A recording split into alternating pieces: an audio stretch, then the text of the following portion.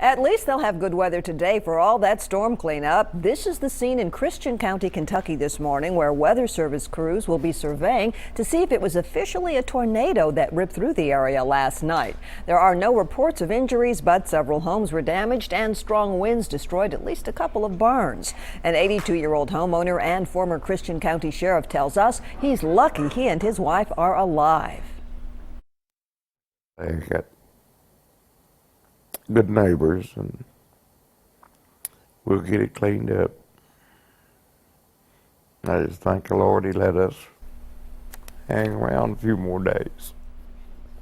Norfleet says the damaging winds came through so fast there was no time to reach their storm shelter. Fortunately, his house is still standing.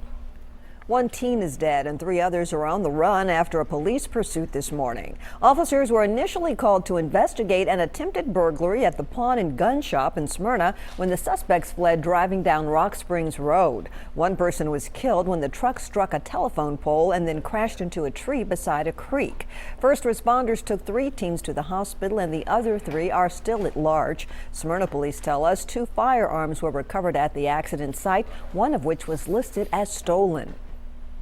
At least 3 more people are facing terrorism charges after a weekend of raids and arrests in Belgium and other European countries. Tuesday's bombings at the Brussels airport and a metro station killed at least 35 people, including Vanderbilt graduates Justin and Stephanie Schultz. Kenneth Craig is in the Belgian capital with the latest on this investigation. Belgian police are asking the public for more information about this man, seen walking with 2 suicide bombers just before the blasts at Brussels airport last Tuesday. He had been identified as Faisal C., who was arrested on a terror charge, but after an investigation, prosecutors released him today without charges.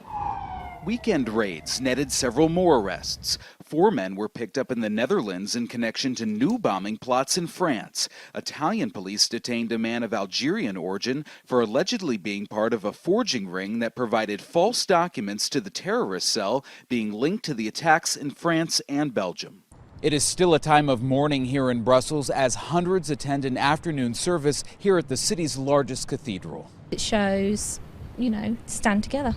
Eva Mason is visiting from England. She and her husband stopped to light a candle and to pray just before today's vigil. It is sad, very sad, but we're still here. We've still come, and we've still come to look at this beautiful city. A group of Muslims is also mourning. They gathered in front of the metro station damaged in the attack.